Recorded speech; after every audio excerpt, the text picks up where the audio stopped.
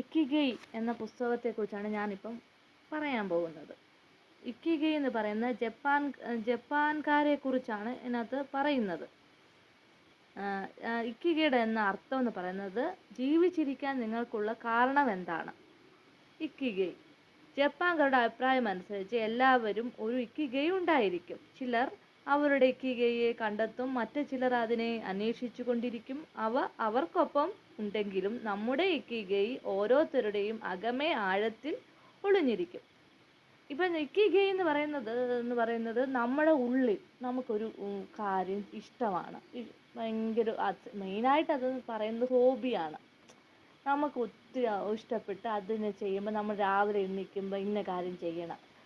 ഇപ്പോൾ രാവിലെ എണീക്കുമ്പോൾ നമ്മുടെയൊക്കെ ഒരു ആഗ്രഹം എന്ന് പറയുന്നത് രാവിലെ എണീച്ച് ഇപ്പം ജസ്റ്റ് ചെറിയൊരു എക്സാമ്പിൾ പറയുന്നത്, ഒരു കോഫി എടുത്ത് രാവിലെ കുടിച്ച് അത് അല്ലെങ്കിൽ ഒരു പത്രം വായിക്കണം, അല്ലെങ്കിൽ ഏതെങ്കിലും ഒരു ചെറിയ നല്ലൊരു ബുക്ക് വായിക്കണം, അല്ലെങ്കിൽ നമുക്ക് പച്ചക്കറി കൃഷി ഉണ്ടെങ്കിൽ പച്ചക്കറി ചെയ്യണം. ഇതൊക്കെ അത് ഒരു എക്സാമ്പിളാണ്. അതൊക്കെ ചെറിയ ഒരു ഇക്കിഗൈയാണ്. പച്ചക്കറി കൃഷി ചെയ്യുന്ന ഒരാൾക്കാർ, പിന്നെ പൂന്തോട്ടം നിർമ്മിക്കുന്ന ആൾക്കാർ, ഇതൊക്കെ ഒരു ഇക്കിഗൈയാണ്. അങ്ങനെ അവർ ഇക്കിഗൈ നമ്മുടെ ഉള്ളിൽ ആഴത്തിൽ അതുണ്ട്. ഒക്കിനാവിൽ ജനിച്ചവരുടെ അഭിപ്രായം അനുസരിച്ച് തങ്ങൾ രാവിലെ എഴുന്നേൽക്കുമ്പോൾ കാരണം തങ്ങളുടെ ഇക്കിഗൈയാണ്. അതന്നെ അവർക്ക് ഓരോ രാവിലെ എണീക്കുമ്പോൾ അവർക്ക് അവിടെ ജീവിച്ചിരിക്കുന്നവർക്ക് എന്താണ്, ഞാൻ രാവിലെ എണീക്കുമ്പോൾ എനിക്ക് എന്ത് ചെയ്യണം, എന്തൊക്കെ കാര്യങ്ങളുണ്ട്. അപ്പം നമുക്ക് രാവിലെ ഊർജ്ജസ്വലമായിട്ട് നമുക്ക് വർക്കുകൾ ചെയ്യാൻ പറ്റും.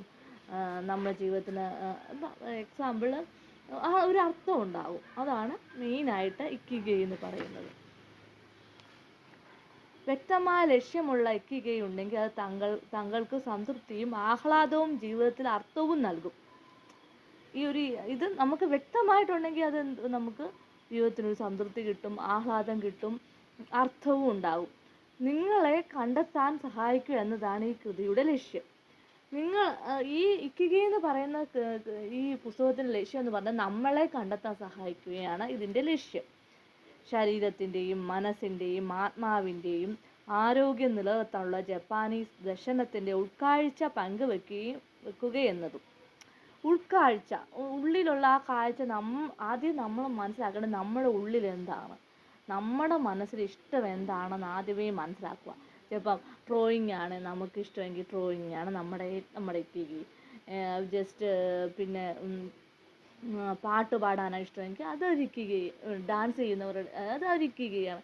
നമ്മുടെയൊക്കെ ഏറ്റവും കൂടുതൽ നമുക്ക് സന്തോഷം കിട്ടുന്നത് അത് ചെയ്യുമ്പോൾ. ഇപ്പം പാചകം ചെയ്യുന്ന ആൾക്കാർക്ക് ചിലർക്ക് പാചകമായിരിക്കും ഇക്കിഗൈ. അത് അവർക്കത് ആ സമയത്ത് അവർക്കത് സന്തോഷം കിട്ടണം. അതാണ് ഇക്കിഗൈ എന്ന് പറയുന്നത്.